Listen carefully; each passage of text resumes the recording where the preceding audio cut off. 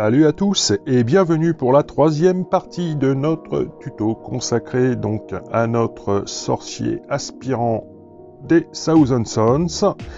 Cette semaine, nous allons voir donc, on va commencer en tout cas par le traitement des métaux.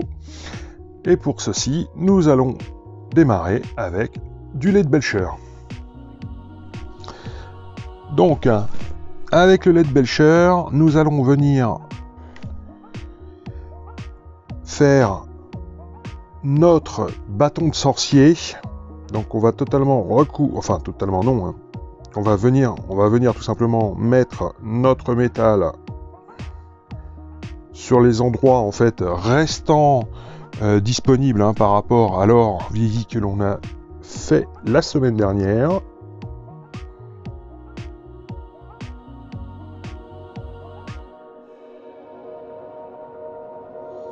Donc là c'est juste un petit aplat, il n'y a rien de méchant.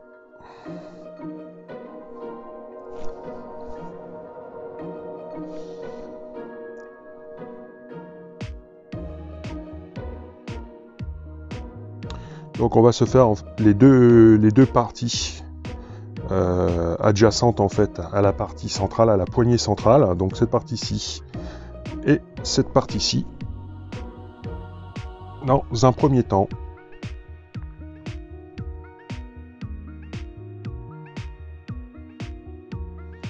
Bah écoutez, on se fait ça et on se retrouve tout de suite après. Allez, à tout de suite.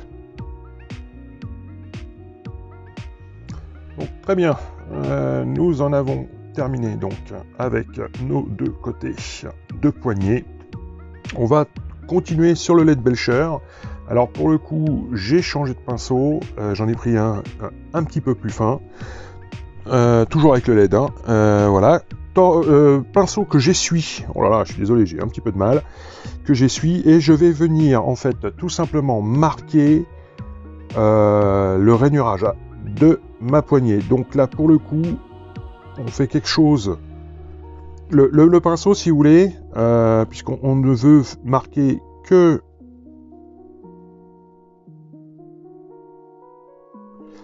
ce qui prédomine, hein, les espèces de petits traits. Donc on se met tout simplement le pinceau le plus à plat possible et on va venir balayer, brosser tout simplement notre poignet. Alors c'est pas toujours évident.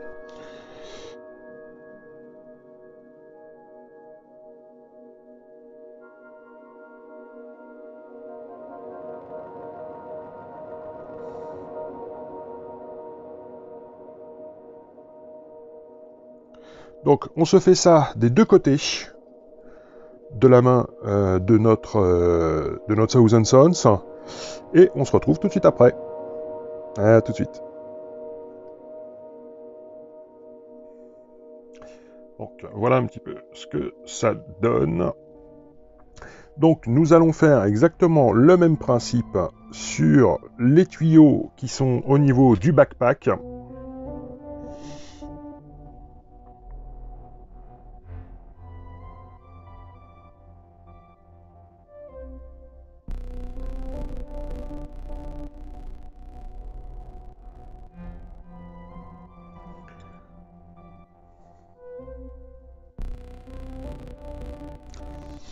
Et nous allons également faire le même procédé, donc au niveau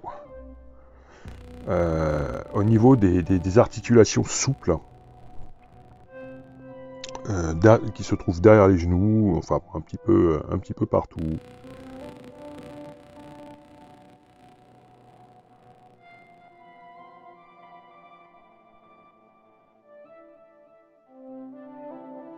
Ok, donc voilà.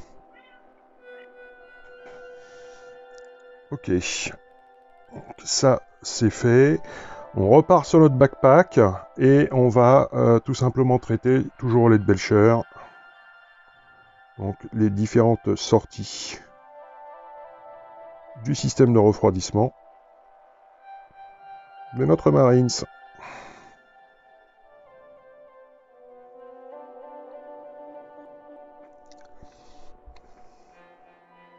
Bon, bah, écoutez, je me termine donc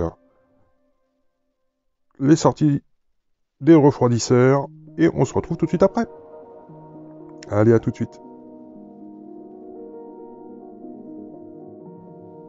Très bien, donc de retour après la pause de notre LED Belcher.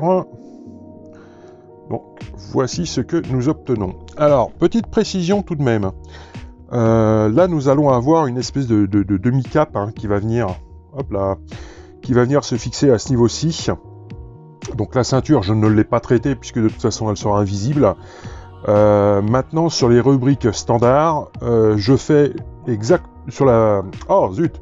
Je fais sur la ceinture exactement le même traitement que ce que je fais sur tous mes métaux. Hein. Bon, vous avez bien compris que le LED Belcher, on n'allait pas le laisser comme ça. C'était beaucoup trop pétant par rapport à l'ensemble de la figurine. Donc nous allons commencer à attaquer l'aspect corrodé du métal. Et pour ça, on va partir donc sur du non-oil. Donc le non-oil, eh ben écoutez, on va tartiner comme de bons sauvages que nous sommes.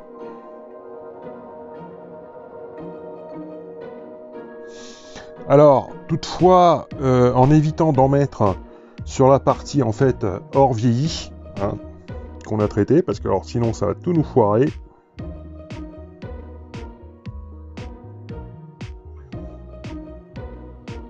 Voilà.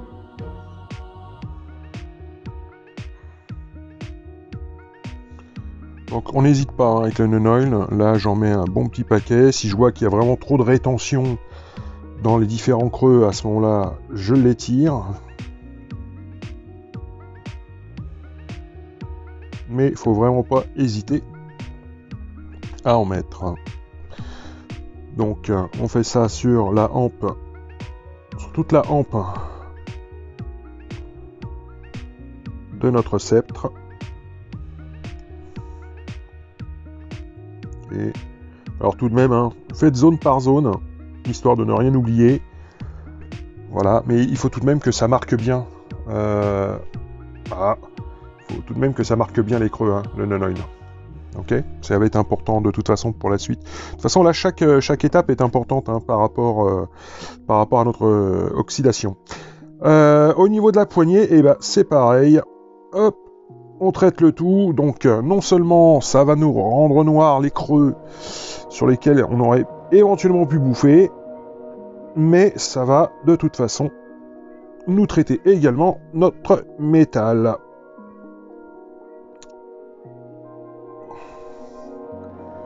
Ok, donc je vais pas faire le bas de la hampe tout de suite. Tout ce qui est donc tuyauterie, ça va être la même. Nos sorties de refroidissement, idem, on se les traite comme un barbare. On s'en fout.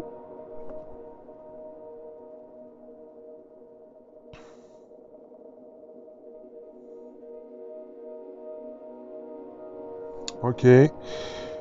Et on se fait également, évidemment, nos petites parties qui sont ici, dans les creux. Donc là, pareil, méfiance de ne pas aller sur l'or. Ok, bon bah écoutez, on se finit tout ça, et on se retrouve tout de suite après. Allez, à tout de suite.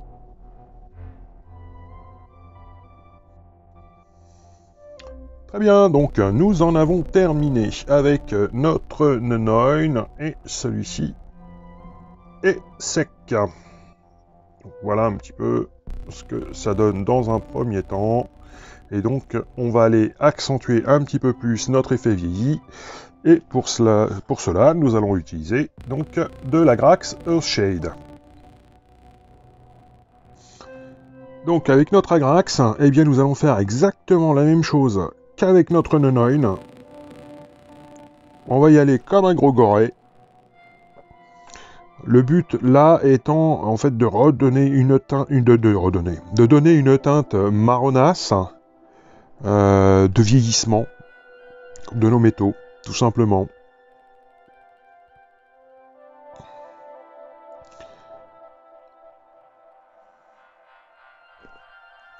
fait, ça va préparer tout simplement le travail qu'on va venir faire ensuite, hein,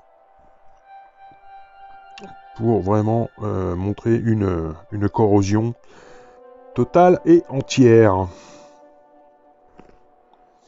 Ok, bah écoutez, on se fait ça sur l'ensemble des zones que nous avons déjà traitées avec le non-oil. Et on se retrouve tout de suite après. Allez, à tout de suite.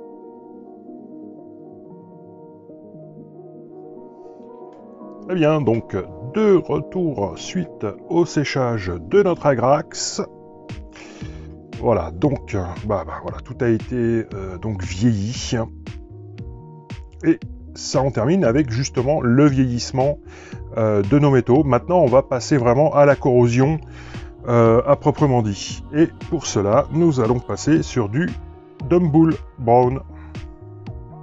Alors Dumbull Brown, petit brun rougeâtre, plutôt très sympa. Alors, le Dumbull Brown, donc très dilué à la manière d'un shade. Hein, voilà, c'est vraiment très dilué.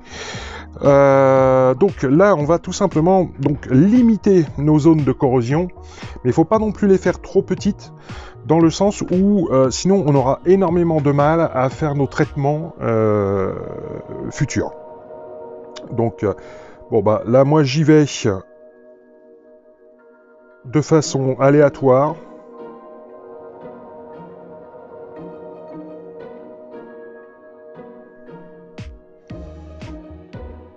Pas en mettre de trop, mais pas trop peu non plus. Mais n'hésitez pas. Hop là, bah voilà. Alors vous voyez exactement la connerie à ne pas faire, la bêtise pardon à ne pas faire. C'est d'en mettre trop, de trop charger votre pinceau et de ne pas le décharger ensuite. Voilà, ça c'est fait. Donc je disais de façon aléatoire. Il faut tout de même bien le marquer, hein, votre Dumbull. Sinon, vous n'aurez pas... la couleur ne réapparaîtra pas correctement. Pas comme vous le souhaitez, en tout cas.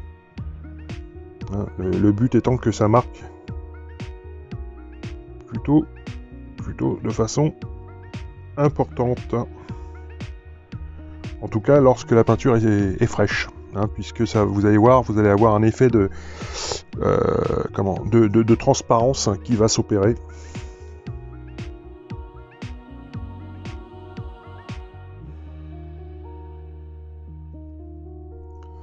D'ailleurs, en général, je reviens assez régulièrement. C'est-à-dire que je fais mon premier passage de Dumbull. Vous voyez, où j'y vais par tapotement.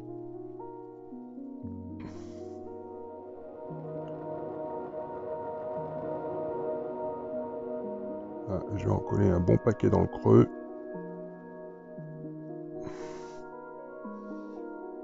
Je vais venir élargir cette petite zone.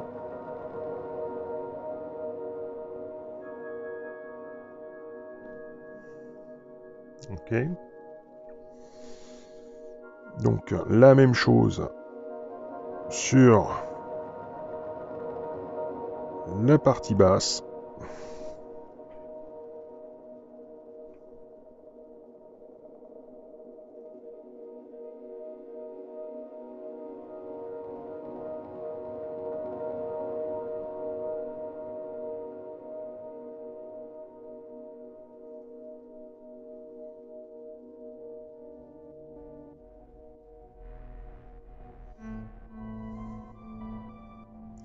Donc on essaye de faire ça toujours de façon aléatoire.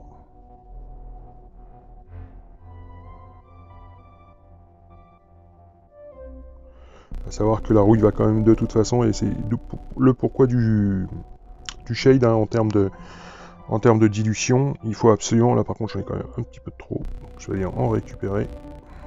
Ok. Le pourquoi du comment du shade, hein, tout simplement parce que ça nous permet de pouvoir travailler un peu comme on veut. Voilà. Donc j'oublie pas d'en mettre également sur ma poignée.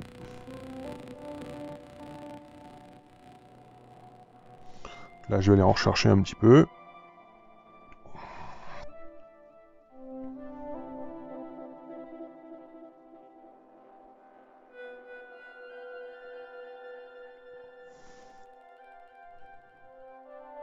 Et puis on va en mettre un petit peu également ici.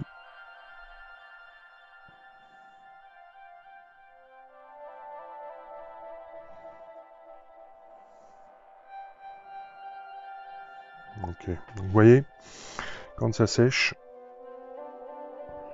ça devient plutôt discret en fait. Hein. Le tout. Donc, c'est pour ça, une dilution type shade vraiment très importante. Ça vous permet de pouvoir revenir ou de pouvoir replacer, de pouvoir accentuer si vous le souhaitez votre effet. Là, ok, là je vais rentrer dans les creux.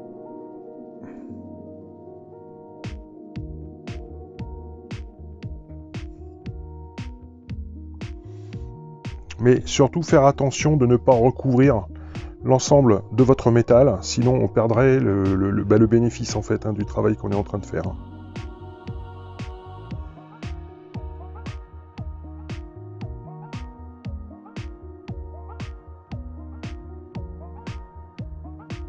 Là j'en ai mis un petit peu trop, c'est pas grave.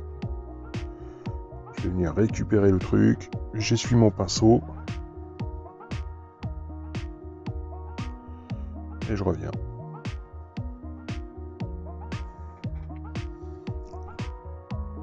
Bon. Donc voilà. Donc la ceinture, hein, c'est pareil. Hein, si c'était sur un rubrique. Je vous ferai voir un rubrique standard hein, avec la ceinture. Histoire que vous puissiez voir ce que ça donne.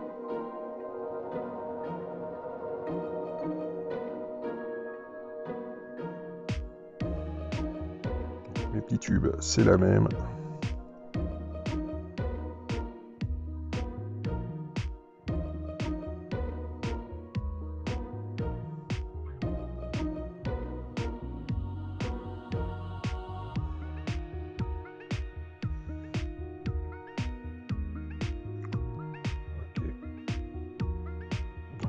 Là, j'ai commencé à faire ma corrosion.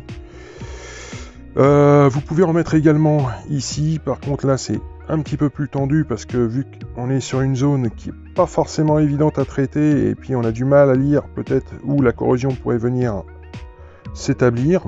Donc en général, moi, je reste sur le centre et je fais mon marquage au niveau du centre.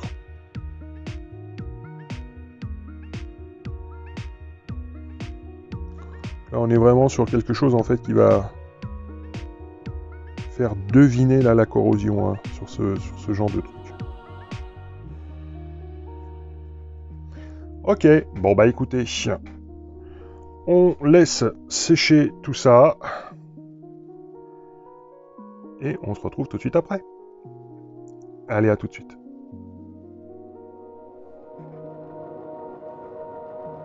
Donc, de retour, notre Dumbool a séché, et donc nous allons accentuer tout cela avec du Scrag Brown. Donc, notre Scrag Brown, de la même façon que notre Dumbool, nous sommes sur une consistance type shade. Voilà. Et là, c'est peut-être pas encore assez, donc je rajoute un peu d'eau. Et nous allons faire exactement la même chose que notre Dumbool, sauf que nous allons venir à l'intérieur de nos tâches de Dumbool. Alors, de nos tâches, de nos marques de Dumbool. Alors, je ne sais pas si ça va être correctement visible. Et donc, je viens traiter l'intérieur de mon Dumbool, gentillet. Alors, intéressant avec le Scrag Brown, parce que, encore une fois, nous sommes sur un brun, mais qui tire vraiment sur le orange. Et qui, résultat des courses, nous fait un effet rouille vraiment très très sympa. Là, je vais remarquer avec le scrag.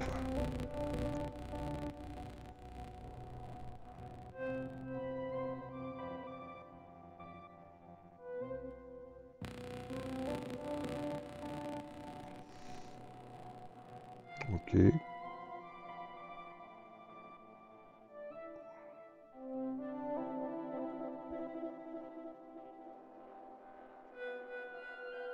Bon.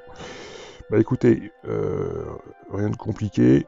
Juste limitez fortement vos zones où vous appliquez votre Scrag Brawn. Et normalement, tout se passera bien.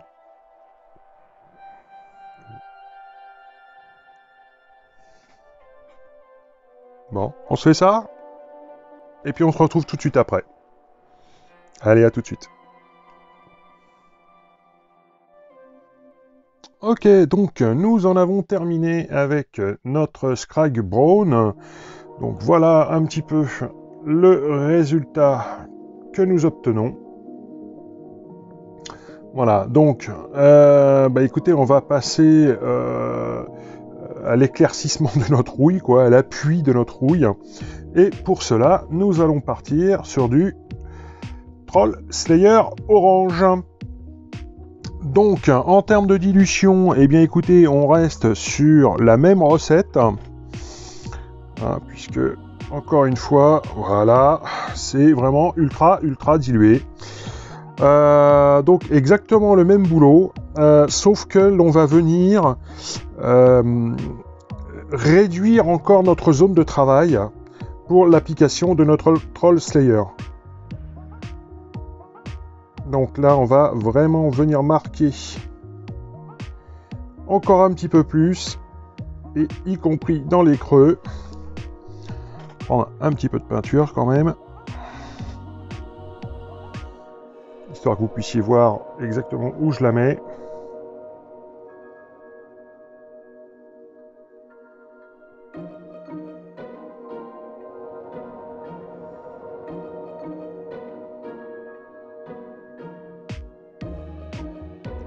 Ok.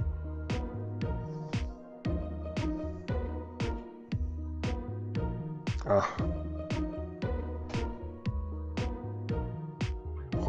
Premier problème en termes de... Ah là là. Je sais pas si vous allez pouvoir le voir. Moi, je le vois très bien. Bon, alors attendez. Je vais essayer d'appuyer encore un petit peu plus le truc.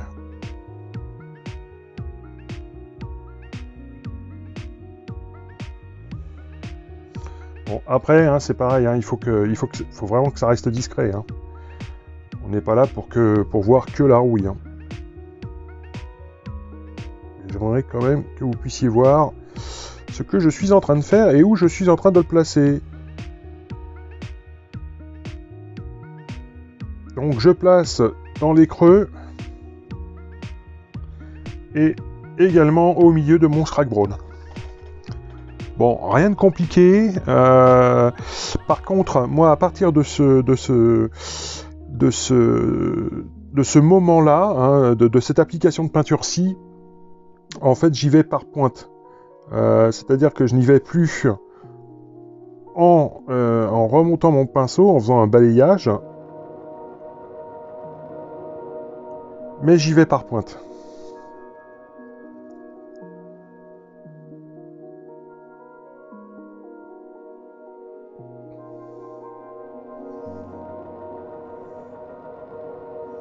Voilà, donc là, on voit bien notre rouille qui s'intensifie.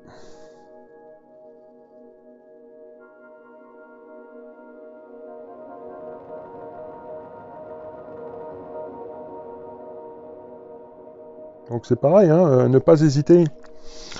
Quand vous estimez qu'il n'y en a pas assez, ne pas hésiter à revenir, reprendre de la peinture et réappuyer votre coloris. Hein.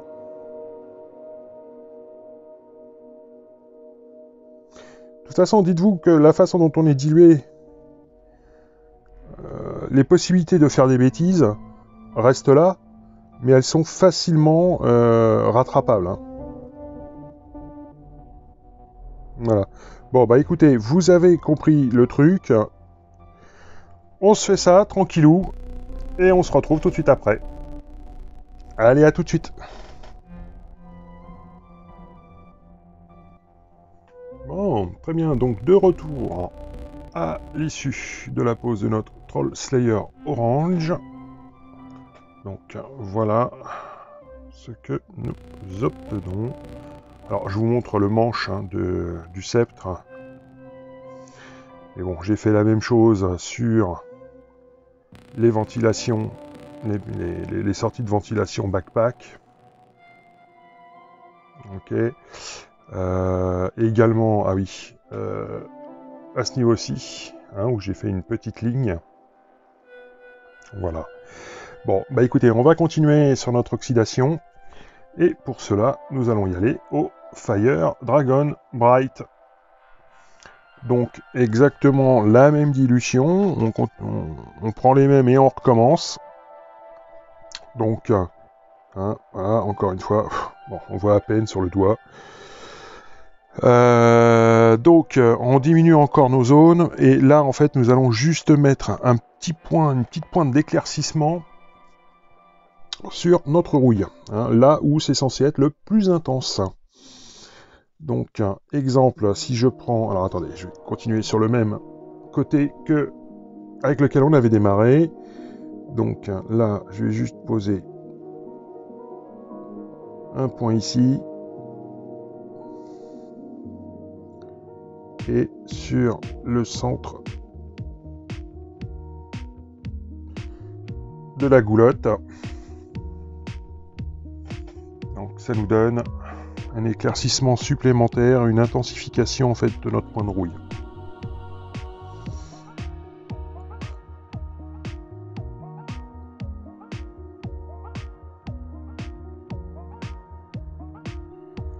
Alors pareil, encore une fois, aucune crainte à avoir.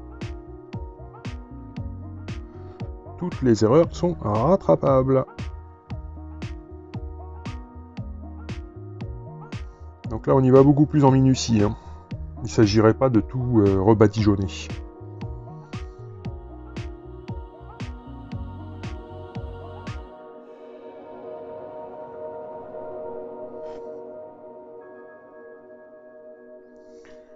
Bon, bah écoutez, on se fait ça tout bien, et puis on se retrouve tout de suite après. Allez, à tout de suite. Très bien, donc de retour, suite à la pause de notre Fire Dragon Bright.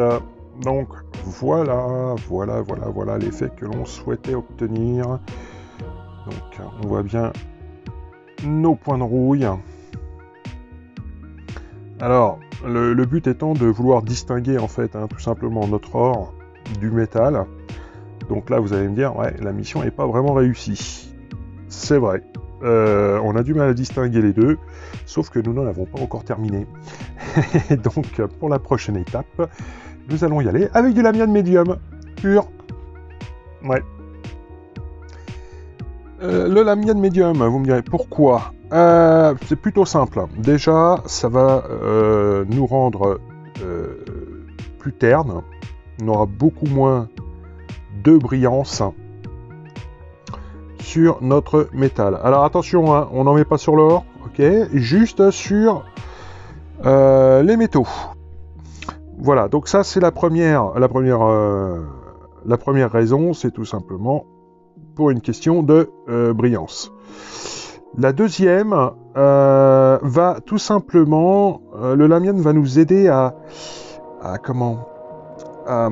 fondre les différentes teintes entre elles. Il y a un mot spécifique pour ça, je m'en souviens plus, je m'en excuse. Mais c'est ça va fondre en fait les différents passages de peinture entre eux. Voilà, ça va nous donner un aspect, un ratio beaucoup plus naturel dans la finalité. Voilà, donc je passe mon lamiane médium absolument partout où j'ai collé mes métaux. Bon bah écoutez, rien de très compliqué. Il suffit d'apposer une couche transparente, c'est plutôt sympa, ça change. Et puis bah écoutez, on se fait tout ça, et puis on revient. Allez, à tout de suite. Ok, donc notre Lamian Medium a séché, et ça nous donne quelque chose de plutôt très terne. Donc on va remédier à tout cela, puisque là maintenant le but va être de remettre en avant notre métal. Et pour cela, nous allons utiliser de l'Iron Breaker. Alors, je vais utiliser un pinceau des plus fins, qui est pas très beau, je vous l'accorde, mais il me sert bien. Donc, l'Iron Breaker non dilué. Alors pour le coup, par contre, hein, attention, hein, j'en prends très peu. Et nous allons venir jouer avec les arêtes. Donc, de notre manche de sceptre. Et nous allons venir tout simplement tapoter tout le long de l'arête. Ok? Bon, ça va être un vrai jeu de patience. Faut pas être pressé. Faut pas être pressé. Alors oui. Alors ça recommence. J'ai un petit peu de mal à causer quand je fais ça. Le but étant de ne pas recouvrir... Ah là. Le but, pardon, étant de ne pas recouvrir tout le taf que l'on a fait auparavant. Mais de laisser... Voilà, de donner réellement l'impression... comment vous dire? Bah, tout simplement de réaffirmer le métal. Je veux dire, c'est voilà, c'est pas plus compliqué que ça. Donc, on se fait ça sur absolument toutes nos arêtes. Donc, surtout pas de ligne continue.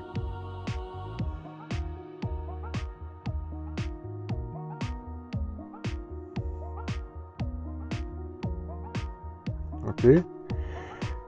Donc, on se fait ça partout. Alors, bon bah, ouais, je sens déjà qu'il j'en entends déjà soupirer par rapport à la concentration, pardon, et au temps qu'il faut passer là-dessus. Mais ça va être le seul moyen d'obtenir ce type d'effet-ci. Donc, on a toujours notre rouille qui est apparente, mais on a également notre métal, et on voit bien, pour le coup, que on fait le distinguo entre notre or et le métal. Bon. Eh bien écoutez, je vous souhaite bon courage, je me souhaite bon courage également, et puis on se retrouve une fois que c'est terminé. Allez, à tout de suite.